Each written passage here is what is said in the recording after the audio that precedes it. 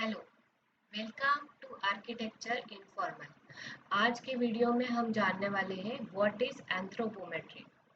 Architecture और design के subjects के अंदर आपको एंथ्रोपोमेट्री के बारे में जानना बहुत ज़रूरी होता है।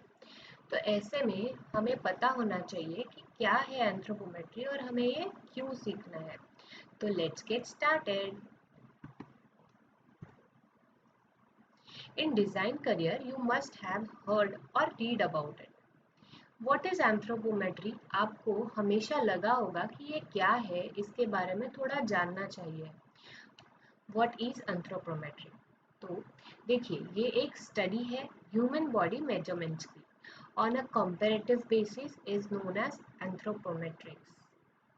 So, the measurement and study of human body dimensions like height, weight, reach length, eye height कितना है, ये सब जानना एंथ्रोपोमेट्री है. तो डिज़ाइनर्स को, बेसिकली आर्किटेक्ट्स को एंथ्रोपोमेट्री क्यों सीखना चाहिए? तो देखिए, designers must be aware of anthropometrics to ensure their ideas of end product or service is safe, and especially while designing any public spaces they should be even more socially responsible and specific. Its applicability to the design process is seen in the physical fitness or interface between the human body and the various components of interior space. ये सब तो हुआ चलो theoretical part, पर anthropometry का सही में इस्तेमाल हमें क्यों करना है, किस तरह से करना है, ये कुछ एग्जाम्पल्स के साथ में हम जानने वाले हैं. तो आपको स्क्रीन पर एक इमेज दिख रहा है. ये एक वर्क स्पेस का फोटो है. तो किस जगह पर किस इंसान ने बैठ के किस तरह से काम करना है, ये सब डिसाइड कौन करता है? एक डिज़ाइनर या एक आर्किटेक्ट या फिर एक इंटीरियर डिज़ाइनर. तो उस जगह पे या उस इंटीरियर स्पेस को किस तरह से डिज़ाइन करना है, इसमें एंथ्रोपोमेट्री का रोल क्या है? तो देखिए, जब हम काम कर रहे हैं या जब कोई भी व्यक्ति उस ऑफिस के अंदर काम कर रहा है, तो वो बैठ के काम कर रहा है. अगर वो बैठ के स्क्रीन पे काम कर रहा है तो उसकी जो विंडोज़ है, उससे उसको डिस्ट्रैक्शन नहीं होना चाहिए. तो विंडोज़ का जो हाइट है वो आई लेवल से या ह्यूमन बॉडी जहाँ बैठी है उस लेवल से ऊपर की तरफ दिया हुआ है. ठीक है. उसके बाद स्क्रीन मतलब टेबल कहाँ है, उसके ऊपर लैपटॉप या डेस्कटॉप कितना ऊंचा आने वाला है, चेयर कितनी कंफर्टेबल होनी चाहिए, जो भी फर्नीचर पीसेस जैसे यहाँ पर लगे हुए हैं तो वो किस जगह पे होने चाहिए, किस तरह से उसका यूसेज होगा, ये एंथ्रोपोमेट्री डिसाइड करता है.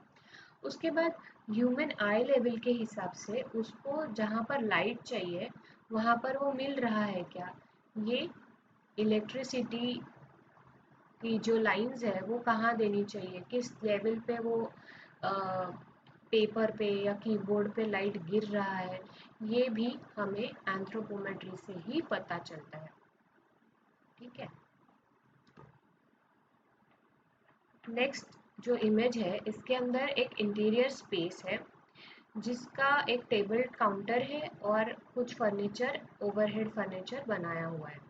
तो इसमें 3 फिगर्स है. तो देखिए, आप फिगर 1 के अंदर वो वहीं पे खड़े रह के, वो जो वुमेन है वो ऊपर हाथ ले करके अपना सामान निकाल रही है. वही अगर मैं और एक शेल्फ ऐड कर दूँ ऊपर, तो उसे एक स्टूल की हेल्प से इस तरह से उस जगह का सामान निकालना होगा. अगर सिमिलरली फिगर 1 की तरह फिगर 3 देख लीजिए आप, तो यहाँ पर स्पेस सेम है, पर अगर मुझे कुछ इम्पोर्टेंट चीज़ है, कुछ कांच की चीज़ है जो गिर ना जाए, तो मुझे एक छोटे स्टूल की ज़रूरत ज़रूर पड़ सकती है. तो किस स्पेस के अंदर क्या चीज़ें रखनी है और कितना स्टोरेज देना है, ये आर्किटेक्ट डिसाइड करता है. इसलिए हमें एंथ्रोपोमेट्री जानना और उसका इस्तेमाल करना सीखना चाहिए. अगेन अगले जो पिक्चर के अंदर हम देखेंगे, एक स्पेस है जो टेबल काउंटर है. उसके ऊपर अगर हम खड़े रह के काम कर रहे हैं तो हाइट कितनी होनी चाहिए, अगर हमें एक स्टूल पे बैठकर काम करना है तो हाइट कितनी होनी चाहिए, और अगर हमें डेस्कटॉप या कीबोर्ड के साथ काम करना है, जो ड्रॉवर बाहर आ रहा है और बैठ के काम करना है, तो उसकी हाइट्स कितनी होनी चाहिए, ये भी हमें इसी से पता चलता है। तो सारी जो इंटीरियर स्पेसेस है आप देखेंगे वो ऐसे जनरल कोई भी डायमेंशंस लेके नहीं बनाई जाती, उसके लिए प्रॉपरली मेजरमेंट्स लिए जाते हैं, ह्यूमन हाइट ली जाती है। जैसे फॉर एग्जांपल अब अगर यहाँ पर दो जन काम करने वाले हैं एक ही स्पेस के अंदर, तो यहाँ पे कितनी जगह होनी चाहिए। अगर ये किचन है तो बीच में अगर ओवन का लीड निकल रही है या जो ओवरहेड स्टोरेज है उसके अंदर से कुछ सामान निकालना है, तो धक्का बुक्की नहीं होनी चाहिए। दो जनों ने अगर नीटली काम करना है तो मिनिमम स्पेस इतना होना चाहिए। तो ये भी अ, अगर हम मूवमेंट वाली एंथ्रोपोमेट्री है जो जिसको कहते हैं डायनामिक वन, तो वो जानेंगे तो उससे इसकी स्टडीज करके उसके बाद डिसाइड होता है कि किस तरह से हमें स्पेसेस डिज़ाइन करने हैं।